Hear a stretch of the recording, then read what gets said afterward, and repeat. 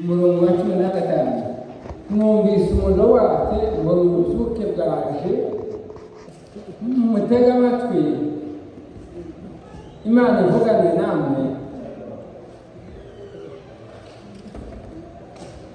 mwumva ukuntu uwo muriro waje n'ukuntu ubuzuke bwaje.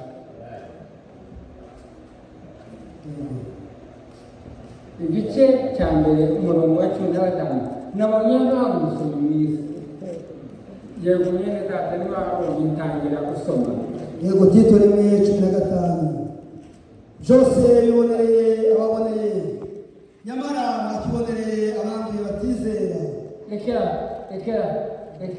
rekera ni muntu nagize umugisha gutumirwa na metodiste na free metodiste y'ahantu muri Bafa. Imana iha umugisha ubuyobozi bw'uru rusengero kandi Imana iha umugisha ishami ry'iyitwa yabona injiri. Hari ikintu cyiza bakoze ndi mu nzira ngitekerezaho none ubu kenshi nzagenda mu ivugabutumwa baza bankatishiriza indege nyinshi, nta muntu utanga ifaranga ndetse umwe mu bakire baraha z'ingendo z'amahoro. Hari zimwe bakatisha $1,000 izindi za $800 nuko izo faranga zisohoka hazaba ku kwezi imyaka 4 ishira n'amezi 8 ya mbere negana ngenda mu kwezi kumwe nk'ingenzi zigera kuri zimwe buri cyumweru ngaho ugarira bene izo faranga. Ariko cya hantu barankatishiriza indege ngiyo naje mu bitugu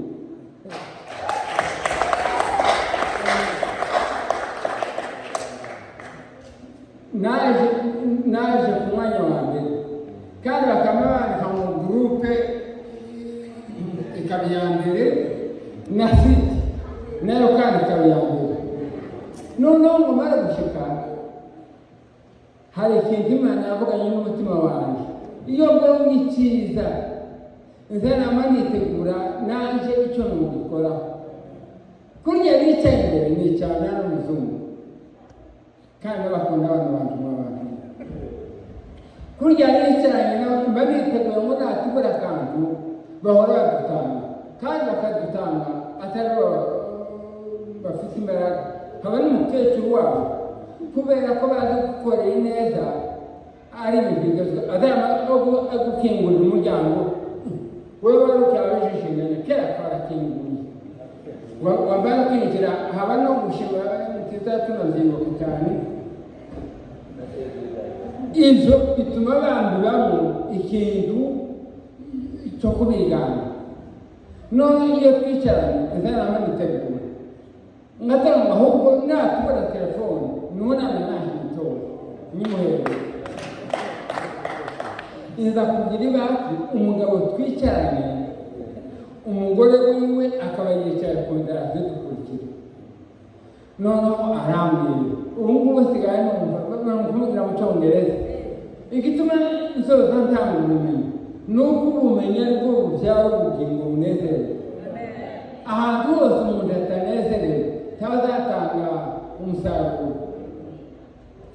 Arambwira ngo se ngo wakwemera ko umugore wanje aza tukicarana mugakaburanya ndabamuco Yesu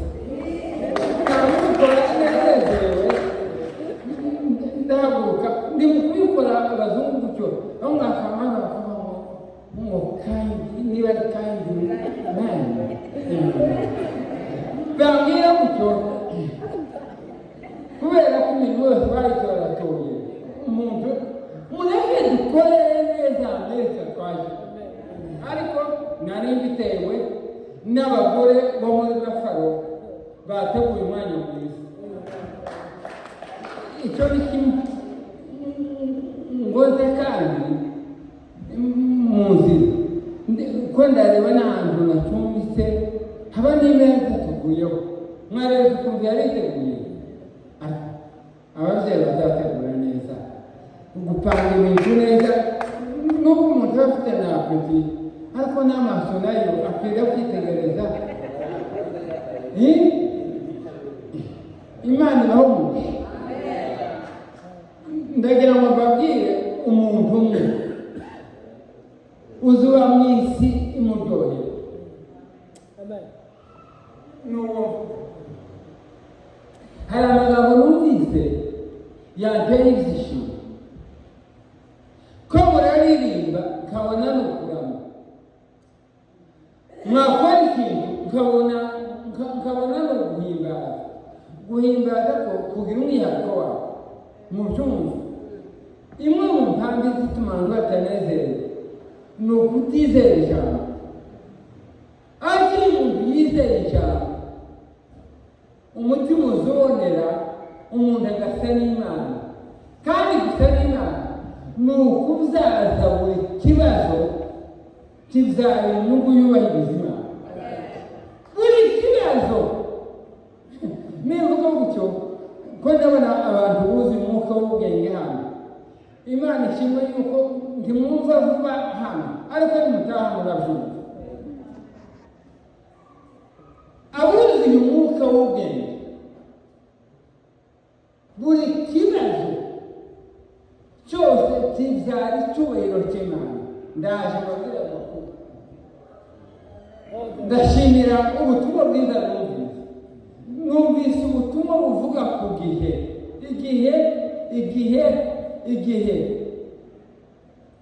Mu bintu byiza twahawe ni iyi mpano y'ubuzima. Niba hari ikintu kiryoshye, ubuzima buraryoshye. Kandi iyi ni impano nziza tukazikoresha ibyo koriyanda mu buretwa. Uzoyikoresha nziza, iyi mpano ni nziza.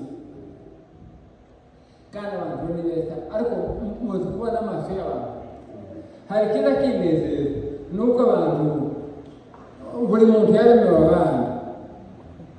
Nta muntu cyane wiremewe, umuntu yaremewe abana. Mutangirire no mu maso gutyo, nturuzi mu maso h'umuntu gutyo uhawe ureba uwundi. Iwe utaza yibona mu maso, ni ijego zaprofita. Noneho nuko kuntu umuntu aremye neza,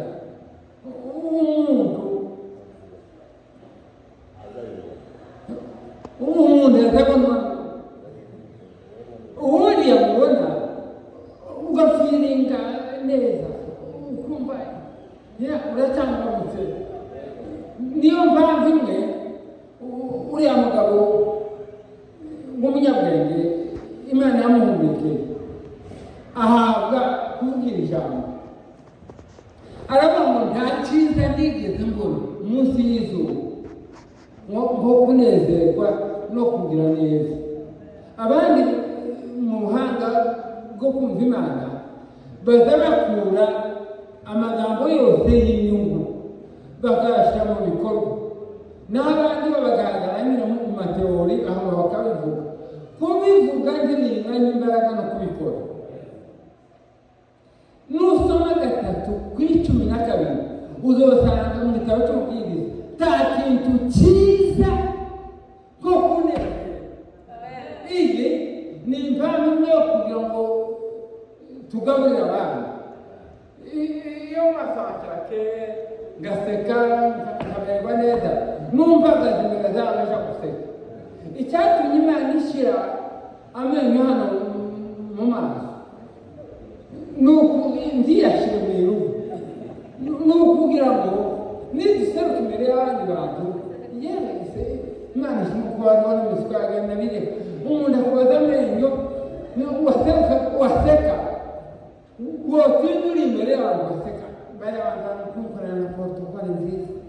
Mbose nintambuka ku mukobwa w'umuzungu ugasanga abaha bakora no protokole y'indege ko baraseka nayo ndatambuka iki kintu muza guseka guseka ni ikintu cyiza cyane kandi ni umwe mu miti ivura ubugingo umutima ubabaye utera umuntu konda kunanuka kutabona kiri muvura ariko umuntu useka isaha n'isaha dayimoni ntizimenya kumujeri muza museka murambura amaso muba tubarelaxinga mubumbe mutera amaboko muze kugira ngo amaboko gutya haleluya rero kubera ko ijambo ry'Imana bampaye iminota myinshi kandi iyi minota ndabibahiriza nubwo kubera umunezero n'umuriro maze gutambuka iki gice cyayo na 20 ndasoza ariko murumva icyo umuganga igihe ni rimwe mu mahame y'imbuto abantu batazi gutera imbuto hazaba bazitera igihe cyatambutse ariko abahanga bazi kweza bazamatera imbuto mu gihe cyabo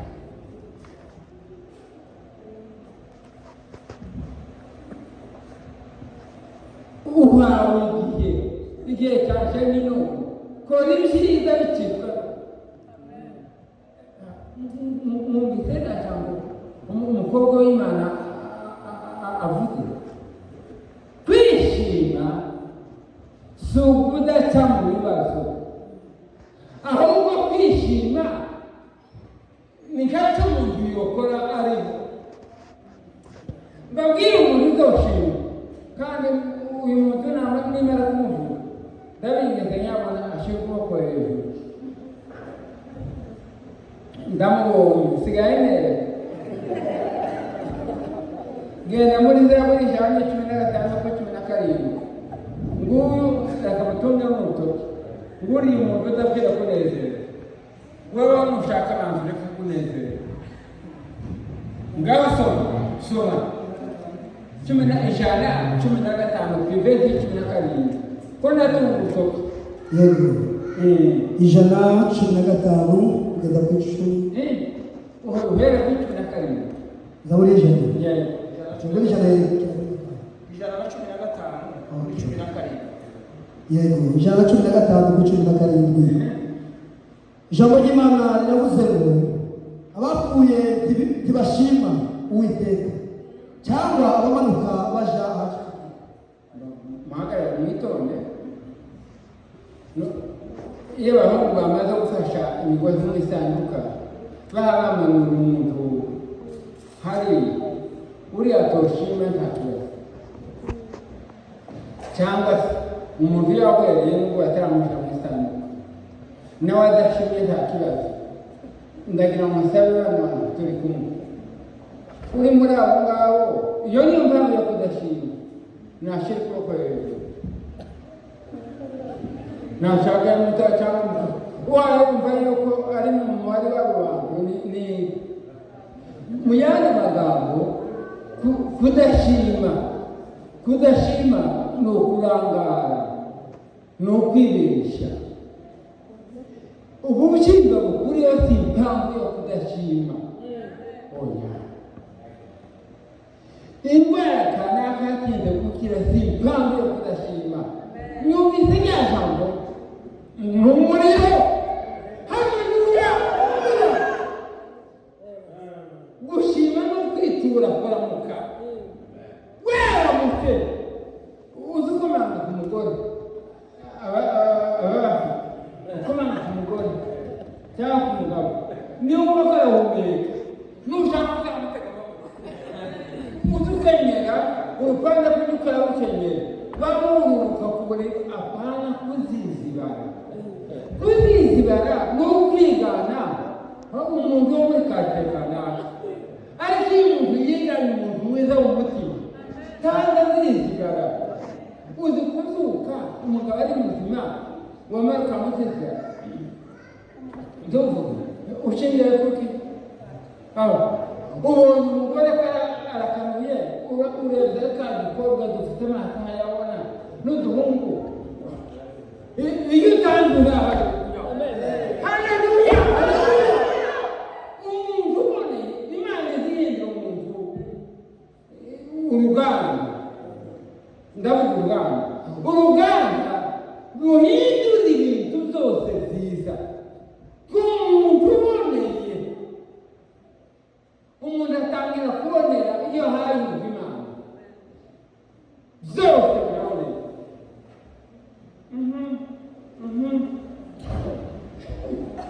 byose biraboneye gute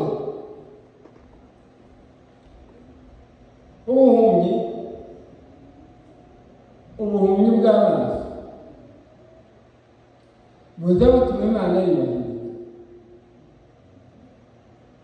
bigeze kubona impumyi ariko we yari impumyi byigeze ijyanye n'ati yo kubona kandi ikabiramye nabi noneho yo igatera ubushishi iyo ikintu kenshi ari kibi bazaba bacyatsinzira kuri shitani baravuga ngo yakoze icyaha cyangwa ni ababyeyi be yesu aravuga ngo umwana nzacyaha yakoze n'ababyeyi biwe nta cyaha bakoze ngo ibi byabereyeho kugira ngo izina ry'imana rihimbazwe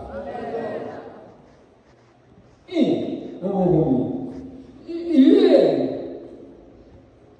ni ibyo gutuma imana ishimwe umugabo yaraje nkomere gushika kubera ko yisuzuguye ubwe yari afite ibibembe aravuga ngo ushaka wongize yesu aramukora burya kire iyo umuntu wisuzuguye iyo umukozi we azamatangira kuruhuka yavuga ngo ushaka kire wambura yabahinduka muzima mwarangize wambura none ndagira ndashima yesu aramubwira ngo genda wiyereka abatanzi ariko utange n'ituro abantu bakunda gushima gusa amagambo ntibakunda gutanga genda utange n'ituro mose yarategetse naje yesu ndarivuze genda utange ituro ryo kubakiza wamubwira amagenda nk'umunezero haleluya hari ubundi wigeze kurwara ariko yarwara bafite imbaraga bari banesheje abanyisiraheli barabanesha bamara kubanesha ati ka gakobwa k'iwabo mwamara guti ka gakobwa k'iwabo abakobwa baza bagenzura cyane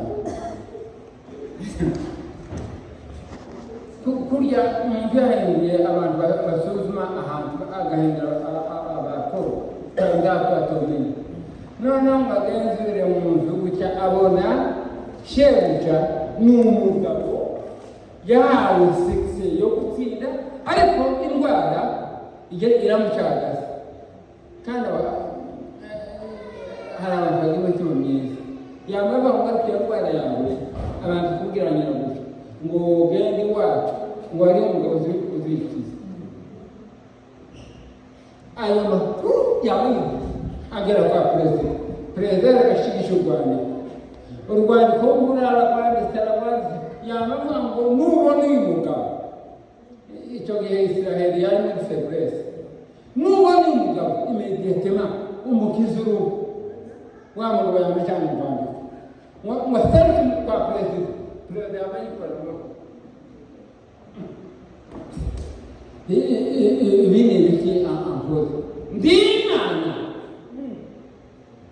ngo nakize uruhu ukugana inyenda muvanga kugira ngo asore kandi ankere abantu baza bakemura ikibazo perezida yatokemura ni abantu bafite imitima iboneye Elisa yumva amakuru yabaye yateye ikibazo perezida hayambura umuhozi ko aradutura amato turapfuye kandi aravuga ngo widutura amato wikwambura ikoti tubwire umugabo azindi wacu aramwohereza da mico ihangane niba ari akazi gashaka kereze nshuti yanjye ubanza kuntwara abakunzi uzi ko 20 sinyuranye neza kera ni navuga 16 mbanza mwicara nicyo ni inshuti yanjye ko haleluya dina mbabwire ukuri iyo umuntu yayumva Imana neza cyangwa asubira kandi kuvuga abadayimoni tubatinda mu kanwa kubera guca mu mashuri mabi ariko iyo amashuri meza ageze mu bwenge bwacu ibibazo byose bituma icyubahiro cy'Imana kizamuka ndaje mbabwira haleluya arazamara gushika kwa Yesu abana b'Imana se bazi ko Imana yari izikora mu rugendo muyandi magambo shefu d'etat-major ngenda koga none tubonye ko bari ubucafu bwafashe urumva mu mawazo hari habaye ikibazo wabaye gutisha genda iyo umuntu afite imbaraga ari mu rwego rw'imbaraga azayumva nabi avuga ngo yoge muri kiriya kiziba cyawe ubataha ariko umugabo ukomeye aba ari kumwe n'abantu bagenzi be baramwita ko shefu iyo avuga ikindi ntibagitangaza iyo gusa emera umwene wowe rwa ruzi yari acanga kugendamo aribira mwaje kugeza amaturo umuntu w'Imana yamubwiye araba ngo vuga icyo ukeneye cyose ndagita uyu ni jewe ubaye ntawe umenya ko umubiri usa neza ariko iyo umuntu yabaye guhura n'ikibazo rimwe na rimwe n'akabazo barankubita abahungu babiri baganira kongera nabi ngo bankubite bakubita umutima niba ari neza niba ari asiatique niba ari imwe muri nere yabo baba bayikubita n'amantuza myanya ngaho semukira nkariya sinahoyereye Imana yarandinze ndasemuka amavurira haruguru bamasubiza ngo ko ari twari dukeneye none barayifashe amaze umubare amaso yanje areba kubiri kandi ukomeza mubona umuntu ndakomeye ni Yesu uzitukana zino jisho ryanjye igihugu rikareba iri ngiri naryo rikareba hangaha nyamara hano ntimwabona hano hakaba kure none narebye z'intambwe kabonaho n'ikiri z'intambwe rwaho nyayitanye nkabanyumva ndabarahiriye yego aho umuntu akandagira ni kure negeze mpanurira ndabambara ko nosubira kubona hari umubyeyi bavuze ngo ibyo Yesu yankoreye tuje mu marembo twubake ibyo yankoreye yene ariko no kuba muri aha ngaha muri Amerika ukuga muri mu nzozi z'abantu muri Amerika abandi bagusenya ngo iyo nogerayo kabaho cyangwa ndapfa ariko nashimeze muri Amerika muri mu nzozi z'abantu bawe Imana irangiza none dore ko ndawe kandi muzi ko nasenze nabwiye Imana gusa ngo nzabona abantu nkabona ko nakura niba ikikubahiriza ari uguma rwose kumwe kandi niba wabona yuko uhumura kwa mufiya kandi mbona ubwiza bwawe nabwo uhumura ijuru ryawe ryaraye birabikora haleluya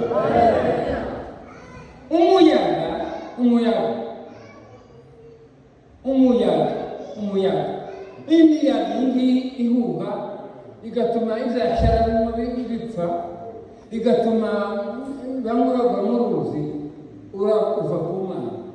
Uriya mugabo niwe wamfashe. Genda rimwe kuri kane muri Yona, cyakora igitabo cya Yona, nimushaka mwese mutangurane, hazaba abasigaye batakibona vuba.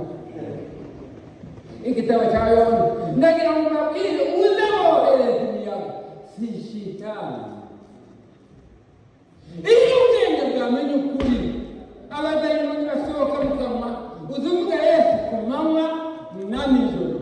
Yes, yes, yes, yes. Ukajana Yesu mu cyumba cyawe, ukajana Yesu muri salo, ukamujana muri kampani. Yesu gusa. Nini wahabonye? Wa Mungu yahabonye rimwe na kuri kane. Wabonye Yona? Yego, rimwe kuri kane. Aravuze ngo maze Uwiteka yohereza umuyaga mwinshi mu nyanja. Baza gutora. Shitani cyangwa Uwiteka yohereza umuyaga mwinshi mu nyanja. Mu nyanja haba ishuheri ikomeye, inkuge yenda kumeneka. Kagera no mureke babwire ngabaze n'abasibaye binanditswe. Imana itayobohereza umuyaga kugira ngo iteshe ubuzima bw'abantu niba bizeye. Abatizera bazabona imiyaga yavuye ku mwanzi, n'abizera bazabona byose biva ku Mana. Ese uko mvuze biri nimugende muri Isaya, mbabwire uyu mwana wawe wohinduka mushi ugasena paradizo. Amagambo yawe ahindutse. Imbuto ni amagambo.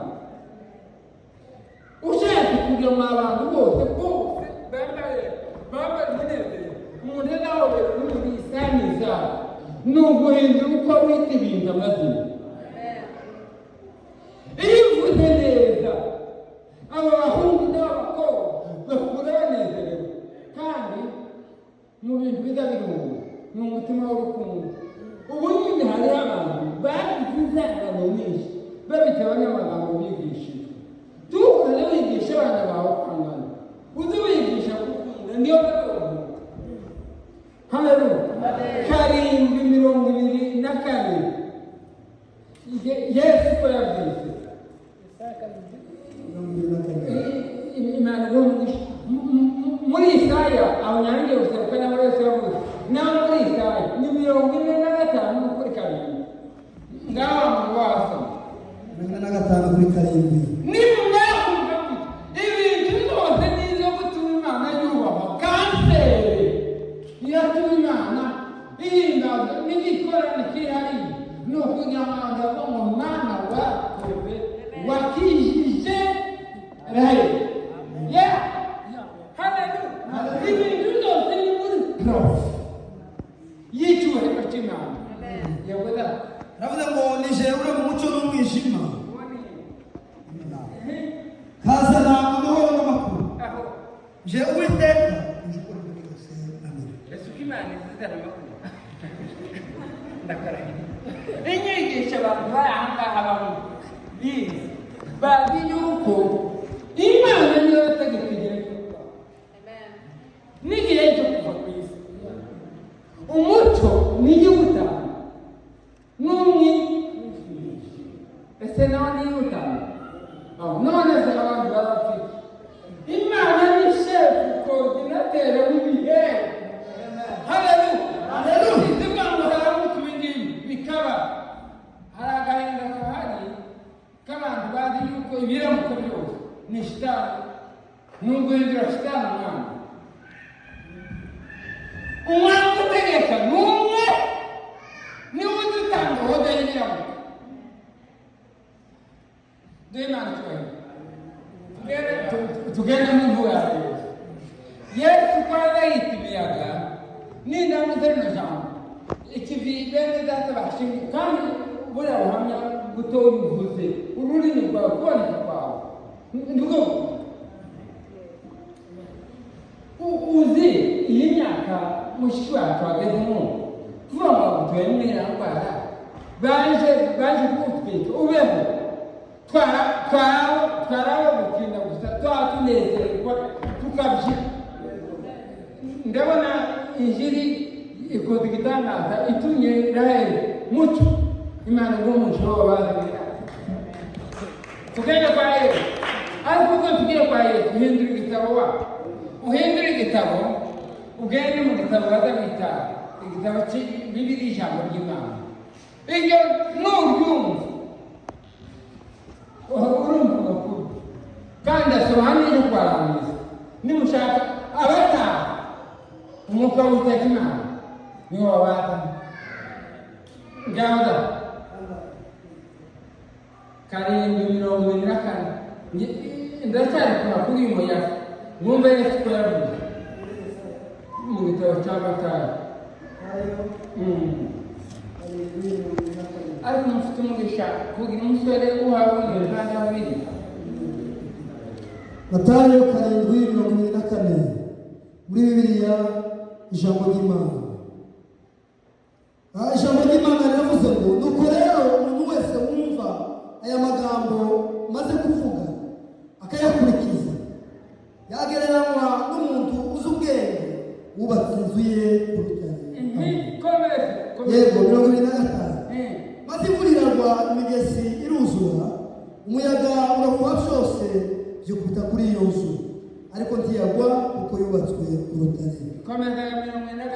Yego naho umuntu wese wumva aya magambo maze kuvuga ntayakurikize yagereranywa n'umuntu w'igicucu wubatse inzu ye ku musenyi. ariko bavuga ngaho niko nkeneye ngo umuntu wumva yuko yabaye igicucu nawe nashikuka hejuru izina y'ibibajije nini shikuka hejuru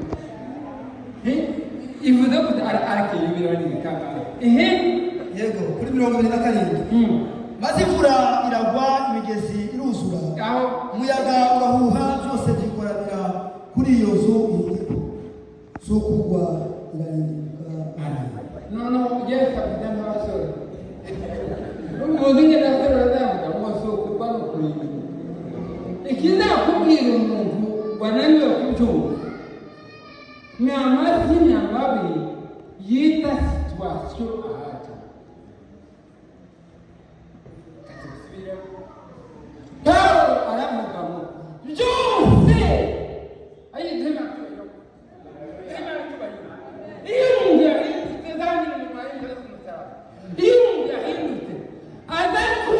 adakura icyubahiro cy'Imana mu miyaga mu birembe mu buhumyi mu kwangwa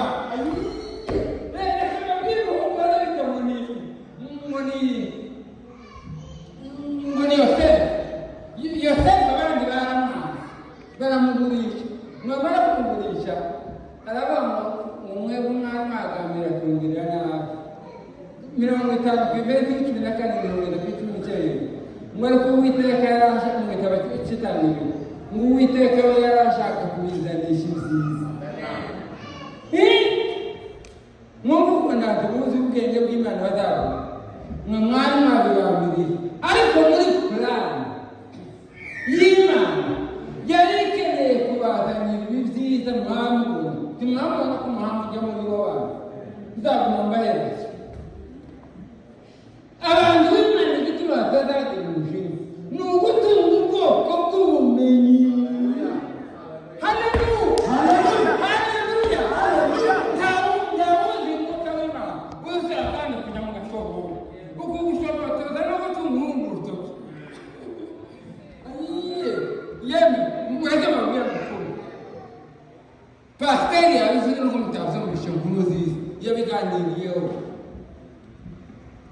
umva nimwumvire ijambo nta mahirwe uzogira yo kugera ku isezerano urigeshejweho n'ugukunda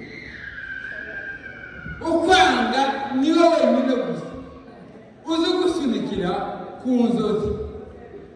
Umugabo wanga inzozi zawe ugira ishari ukeneye kuba cika yubakaba munini agakora umugambi akabyambarira agahaguruka uwo ni uzi utumugera ku muri poromosiyo yo kugera ku mwanya w'abami.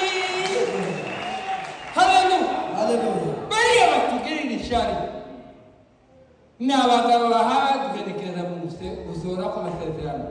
Ayindi barangije we n'abahungu nimutubwire gutyo kugira ngo natwe tumenyekane ntitwe na efekitifu yacu ari nkeya. Iryo narindi kugira ngo abanyabwenge babyumve ngaho ariya ni amasezerano.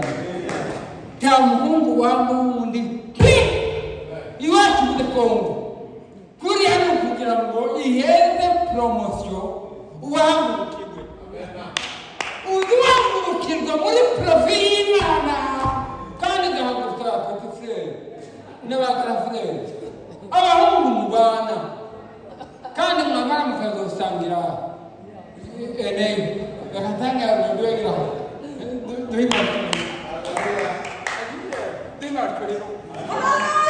nta muntu mubi iyo usa neza byose ni byiza. Mana ushimwe yuko bira byose bihaye kuri porofi yawe.